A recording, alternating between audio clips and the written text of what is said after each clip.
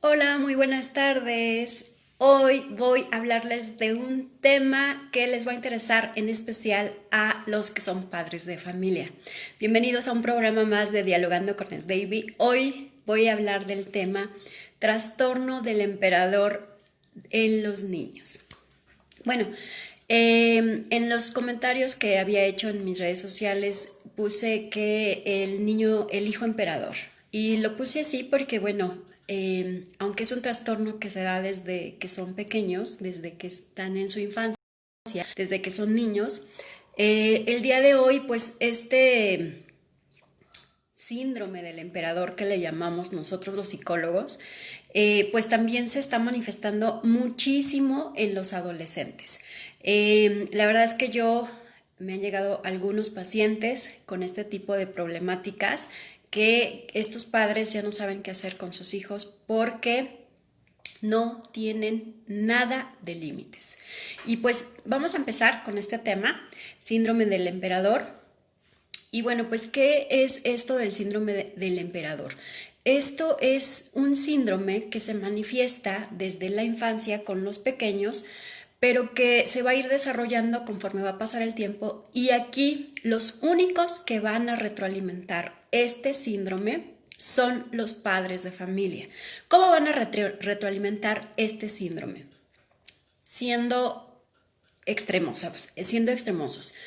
Por un lado, pueden ser padres súper protectores, padres que no tienen una autoridad ante sus hijos porque les permiten todo tipo de cosas, porque el hecho del día de hoy que las familias ya son pequeñas y que a veces son solamente uno o dos hijos, entonces se presta más a que pues tenemos que consentirlos, se presta más a que todo lo que yo no pude tener cuando era más joven o cuando yo era niña, ahora quiero dárselo a mi hijo para que él no sufra. Y además por esta gran necesidad que tienen muchos padres de familia de que sus hijos pasen por lo menos que se pueda en problemas, en riesgos, en situaciones que ellos puedan pasarla mal, ¿no? O sea, sé que como padres quisiéramos que los hijos no sufrieran en ningún aspecto, en ningún momento, de ningún tipo. Y por eso hay una sobreprotección en exceso, ¿no? De protegerlos al 100%, de solucionarles prácticamente la vida. Pero esto hace que a la larga sea contraproducente porque si yo desde que mi hijo es pequeñito y le permito que haga un berrinche en el centro comercial porque quiere un juguete que está demasiado caro y que yo en ese momento no puedo comprárselo o ni siquiera le hace falta, y entonces el niño me empieza a patalear y me empieza a gritar y me empieza a dar un manoteo y me empieza a decir una palabra de tú mala, quítate, vete y todo este tipo de cosas que hacen los pequeñitos y yo se lo permito, entonces se lo voy a permitir una y otra y otra y otra vez. Pero este no es el gran problema porque aquí son pequeñitos y como son pequeñitos, pues a veces hasta pareciera que da gracia, ¿no? Como decir, ay, mira, mira cómo dice esta grosería, ¿no? Ay, mira cómo te pegó, ay, apenas si puede levantarse. Y todo este tipo de situaciones que suceden y que lo vemos como broma, pero que cuando pasa el tiempo nos damos cuenta que no es broma y que debimos haber puesto un límite, porque a veces algunos padres dicen, pero es que ¿cómo le voy a poner un límite a mi niño de 2 añitos? Que simplemente me pide que vea esa caricatura en la tele pues a fuerza se pone en la tele y no quiere que nadie más la vea más que mi niño. Imagínense, si de 2 años el niño es capaz de controlar a los papás para que él pueda decidir qué es lo que quiere ver en la televisión y de qué manera quiere verlo, y tú no le pones el alto, ¿Cómo será cuando este niño de 2 años se convierta en un adolescente de 14 o de 16 años? ¿Qué es lo que va a querer ahora que tú le des y que si no se lo das, se va a molestar demasiado y va a actuar ante esa situación? Y aquí es el síndrome del emperador. ¿Por qué es eso? Los pequeñitos se convierten en los reyes de la casa. Ustedes saben que los emperadores son todavía un nivel mucho más alto que un rey. Y por eso se llama así síndrome del emperador, porque aquí es el que domina en todos los aspectos, el que decide qué se hace, cómo se hace, cuándo se hace, por qué se hace, de qué manera, y tiene todo el control de lo que quiere y lo que no quiere. Pero ¿por qué decimos nosotros los psicólogos que es un trastorno? Porque estos niños que después se convierten en adolescentes no tienen remordimiento de hacer cosas que posteriormente sean algo negativo y que sepan que es algo negativo y son totalmente conscientes de que lo que hicieron no está bien, pero no les remuerde la conciencia ni tampoco tienen sentimiento de culpa. Me ha pasado ver a muchos padres de familia que sufren muchísimo con adolescentes porque el adolescente le dice, me voy, ¿no? Y entonces ya no le pide permiso y no solo eso, le dice, préstame las llaves del coche. Pero si la mamá le dice, no, hijo, porque es que lo voy a ocupar, no, es que me lo tienes que prestar. O sea, siempre me lo has prestado y ¿por qué ahora no me lo quieres prestar? O sea, pues tú vete caminando, ¿no? ¿Por qué yo me voy a ir caminando? Y a este grado les contestan. Y a este grado ellos se sienten los dueños incluso del coche, incluso de la casa. Y es así de decir, oye, no, ¿sabes qué? Yo quiero ver la televisión y quiero, pues voy a entrar con mis amigos y pues quiero que te encierres en tu cuarto porque yo no quiero que estés aquí para que mis amigos te vean y vean cómo estás siempre con delantal y demás, ¿no? O sea, así les hablan a los papás. Eso no es lo peor es que los papás se permiten o les permiten a los jovencitos que les hablen así, que les digan lo que tienen que hacer. Y eso no es lo peor es que lo terminan haciendo, porque si ese joven le dijo a su mamá, vete a tu cuarto y no salgas hasta que mis amigos se vayan porque no quiero que te vean, lo hacen. Pero ¿saben por qué lo hacen? Porque les genera miedo hablarles a sus hijos, porque dicen, es que voy a tener problemas, y es que ya lo conozco, y es que tiene un carácter fuerte, y es que me va a gritar, y es que es para evitar problemas. Sí, porque tú se lo has permitido toda la vida.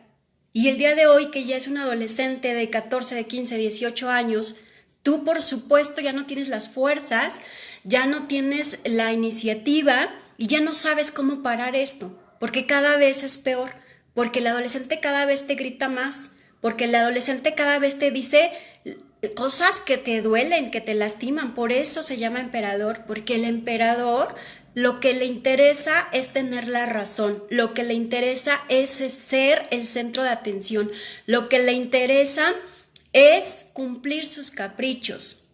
No le importa a costa de qué ni de quién, porque el niño o el joven que representa este síndrome del emperador, no le importa si le tiene que gritar a su mamá y si a la que le grita es su mamá o es su papá. No le importa si es necesario regresarle una bofetada, porque a veces la mamá o el papá le puede dar una bofetada y el hijo adolescente se lo regresa. Y por eso también hay mucho miedo. ¿Por qué? Pues porque sabe que puede hacerlo, ¿no? Pero también se da mucho el chantaje emocional. Si no es esta violencia en la que se regresa, en la que no me importa si es mi mamá o mi papá y yo lo golpeo, lo termino golpeando, la termino golpeando. Si no sucede esto, viene también el chantaje emocional. El chantaje emocional es que, claro, sí, como yo no soy tu hijo preferido, porque sí, claro, como mi hermana o mi hermano es tu consentido, entonces sí, con él o con ella sí te portas así, ¿verdad? Pero el día que yo ya no llegue a la casa y te acuerdes de mí, yo ya no voy a regresar, porque escúchame bien, si me voy, no regreso. Y entonces te amenazan que se van a ir de la casa, te amenazan, ya los adolescentes del día de hoy, es que se van a matar. O sea, no, es que como tú no me quieres, como tú no me entiendes, como tú no nada, entonces creo que lo mejor es que no estés en este mundo, lo mejor es que yo me mate, lo mejor es que yo no viva. Y es que les decía que nos vamos a los extremos porque el día de hoy ya cualquier mínima cosa que dice el adolescente o que quiere hacer ya nos asusta, porque pensamos que lo puede hacer y pensamos que nosotros vamos a ser responsables de eso. Cuando antes, en los tiempos de los abuelitos, bueno, es que podían decir lo que sea, pero ni les hacían caso. Y no es que no les hicieran caso, es que se daban órdenes estrictas y claras y específicas, así como de, te callas porque lo digo yo. ¿Por qué? Porque lo digo yo. Te callas porque soy tu madre. Me respetas porque soy tu madre. ¿Y cuándo ahora hemos escuchado a un padre que le hable así a su hijo o a su niño pequeño, ¿no? O sea, cada vez vemos más padres sobreprotectores, cada vez vemos más padres que les cuesta trabajo poner los límites. Cada vez, o sea, yo creo que el día de hoy yo no he conocido a un padre hasta este momento que con la mirada le diga lo que tiene que hacer. Que le diga, ¿te callas? ¿Te pones en tu lugar? Ya te dije lo que tienes que hacer. Que con la mirada les diga lo que tienen que hacer y que el niño responda y obedezca. Eso, actualmente, yo no lo he visto. Pueden hacerme preguntas, ¿eh? Estoy aquí conectada en inbox también porque la semana pasada me hicieron y no pude leerlas todas hasta después porque no me había dado cuenta que tenía las preguntas en inbox y solo leí las que tenía ya anteriormente. Si hoy tienen una pregunta por inbox pueden hacerlo de manera también anónima y con mucho gusto les contesto. Así que estamos hablando del tema síndrome del emperador en los hijos. Por eso les decía que los padres sobreprotectores tienen mucho que ver para desarrollar este síndrome y esa es una postura, pero la otra postura es también, que también puede suceder, hay un poco menos el día de hoy, pero también puede suceder cuando los padres son extremadamente autoritarios, extremadamente rígidos, extremadamente cerrados y además que sufran violencia física, porque cualquier mínima cosa, entonces ya los golpearon, pero no los golpearon con una bofetada o con un manacito, no, los golpearon casi salvajemente. Entonces, cuando esto sucede, también el niño crece con mucho rencor, con mucho resentimiento y odia y aborrece al 100% la autoridad. Y por eso es que cuando ellos crecen no respetan esa autoridad. Por eso cuando ellos crecen no saben de lo que es una autoridad porque la única autoridad que ellos sienten y creen son ellos mismos. Y ellos representan su propia autoridad y se hacen respetar ellos mismos por todo lo que pasaron, por todo lo que sufrieron y están tan a la defensiva que no permiten que nadie más les haga nada de lo que a ellos no les guste. Por eso, cuando ellos crecen, se pierde al 100% el respeto. Cuando ellos crecen, se pierde al 100% el obedecer. Cuando ellos crecen, cada vez que tiene ese rencor, ese resentimiento, entonces lo proyecta tal vez con un compañero porque también le habla mal o también con sus padres, ¿no? Así de, hazme lo que quieras, si quieres sígueme golpeando, todo lo que quieras. ¿Por qué? Porque no me va a interesar todo lo que tú me hagas porque ya me da igual, ya no siento absolutamente nada. Y así te lo dicen, los adolescentes, ya te lo dicen así. Si quieres, mátame a golpes, pero ya no te voy a hacer caso. Dice Fabiola Aguirre Quesada, gracias por por conectarte, por ver este video. Y dice, tengo una nietecita de 1 año de 3 meses y cuando se enoja pega y si la regañan llora. Mi pregunta es, ¿cómo trabajar para evitar esa conducta? Si se enoja, ya después hablaré de otros temas enfocados a cómo controlar las emociones en los niños. Y aquí seguramente tu pregunta, Fabiola, va a quedar mucho más aclarada, pero voy a intentar darte la respuesta que tú me dices ahora. Mira, tiene 3 años y, con meses y ella ya sabe, ya está aprendiendo la conducta, que cuando ella se enoja y si le pegan, pues llora. Obviamente si llora, pues es una respuesta hasta cierto punto normal porque le están pegando. Pero aquí estamos hablando también de cómo está educando, por ejemplo, tu hija a su niña. Si se enoja, ¿por qué le pega?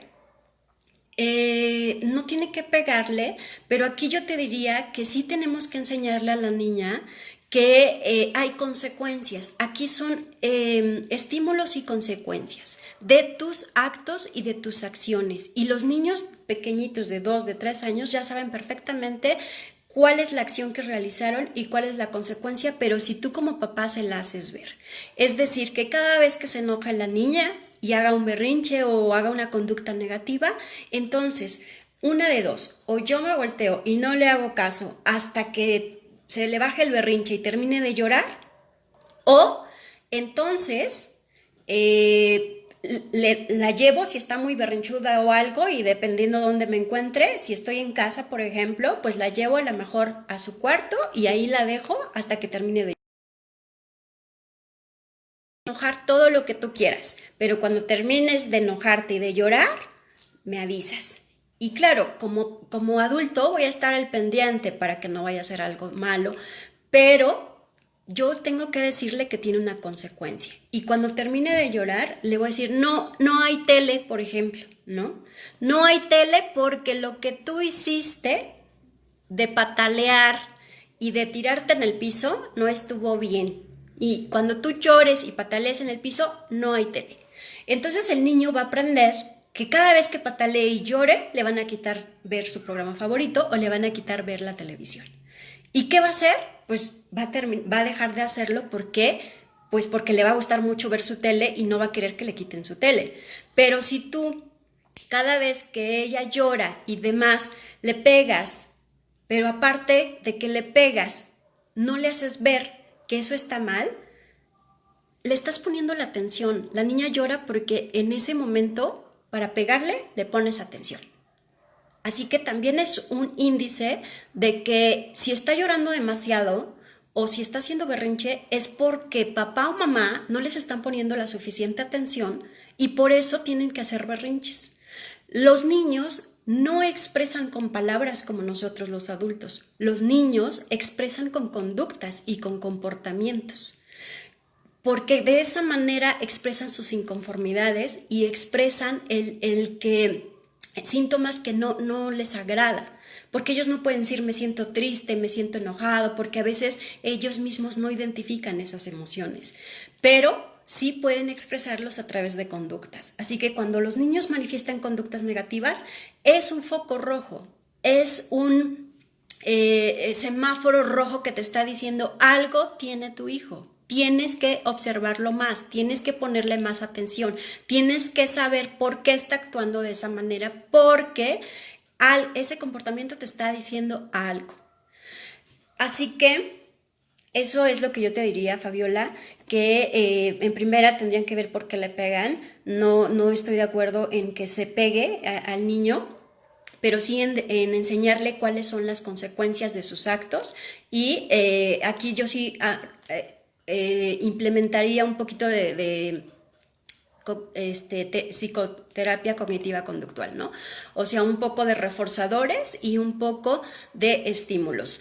Reforzadores negativos, que es le quitas algo que le gusta. Reforzadores positivos, le das algo que le gusta. ¿Cuándo? Cada vez que tenga una buena conducta o cada vez que tenga una mala conducta. Entonces, si es una mala conducta, se la quitas. Si es una buena conducta, se lo das. Y creo que esto funciona perfectamente cuando son pequeños. Ya cuando son grandes y adolescentes, como lo que estaba hablando, ya va a ser un poquito difícil. Ella pega cuando se enoja, sí, pero aquí necesitamos saber, ¿no? O sea, está pegando porque los niños imitan conductas.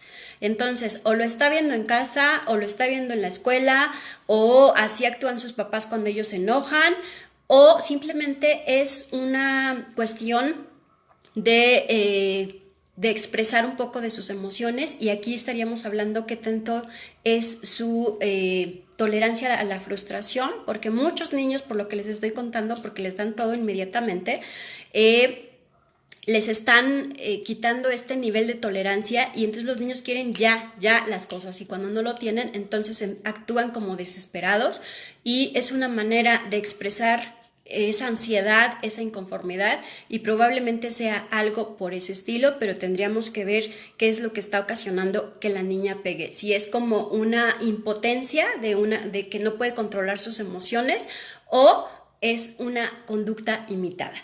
Y bueno, pues para continuar con el tema, que ya prácticamente vamos a terminar, el de síndrome del emperador en los hijos, les comento. Ya les dije muchas cosas de las cuales los niños hacen cuando tienen este síndrome del emperador, ya sean niños y que después se vuelven adolescentes.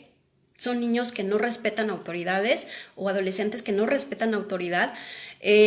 Son hijos que no tienen sentimiento de culpa, que no tienen remordimiento, son hijos que son conscientes de todo lo que están haciendo, son hijos que no les importa contra quién se vayan o a quién les van a gritar, no importa si es mamá, papá, tío, hermano, no, aquí no tiene nada que ver si es miembro de su familia. Lo único que les interesa es tener la razón y es salirse con la suya, ¿ok?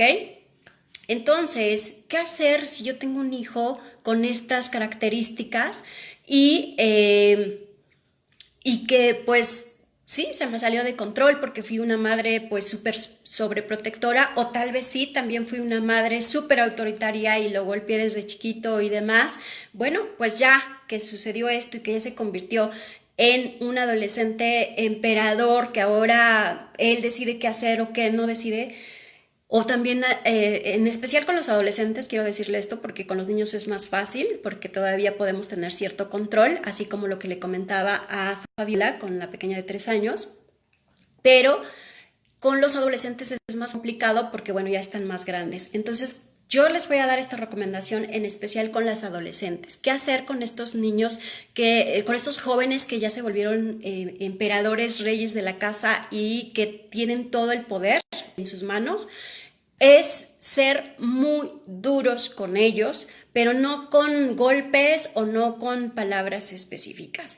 Yo les diría que vean la manera de llevarlos a centros de rehabilitación, no a incluirlos ahí como anexos, no, para nada, sino para que ellos puedan ver cómo es el proceso de personas o de jóvenes que se drogan y que llegan en las pésimas condiciones, y cómo pierden 1000 cosas para terminar en esos lugares. Llévenlos a centros penitenciarios en donde conozcan las historias y a los peores jóvenes que han robado, que han matado, que han hecho de todo, para que se enfrenten con sus realidades y decirles: ¿así quieres terminar? ¿Así quieres llegar? ¿Así te quieres comportar? ¿En eso te quieres convertir y quedarte sin familia y quedarte solo y vivir todo ese tipo de cosas, de alcoholismo, de drogadicción, de violación, de todo este tipo de cosas? Si tú no cambias tu actitud, en cualquiera de esos centros vas a estar. ¿Por qué? Porque algún día vas a robar, porque algún día vas a matar, porque algún día vas a hacer algo y ahí te vas a quedar. Así que hay que enfrentarlos con esas realidades que son fuertes, pero que solamente así van a reaccionar, porque así les vas a quitar poder, así se van a poder visualizar y se van a dar cuenta que es algo real, y que si ellos continúan en esa dinámica y en esa actitud, es lo único que van a poder conseguir. Bueno, pues espero que les haya gustado el tema. Gracias por sus comentarios, gracias por sus preguntas y pues nos vemos el siguiente jueves con otro tema. Les agradezco mucho sus aportaciones y que tengan excelente tarde. Gracias, Enrique Javier. Un saludo para ti y para todas las personas que nos están viendo. Por favor, si desean una cita conmigo en terapia online o terapia presencial, dejen el número para que realicen su cita y puedan tener su terapia. O también pueden suscribirse a mi canal de YouTube, que estoy subiendo también muchos videos de su importancia para que ustedes también puedan seguirse orientando. Suscríbanse, me van a encontrar como Esdeivy Marroquín. Y las personas que no me tengan en redes sociales por este medio y estén compartiendo este medio, me van a encontrar como psicóloga Esdeivy Marroquín. Nos vemos muy pronto, la siguiente semana, siguiente jueves, con un nuevo tema. Que tengan excelente tarde.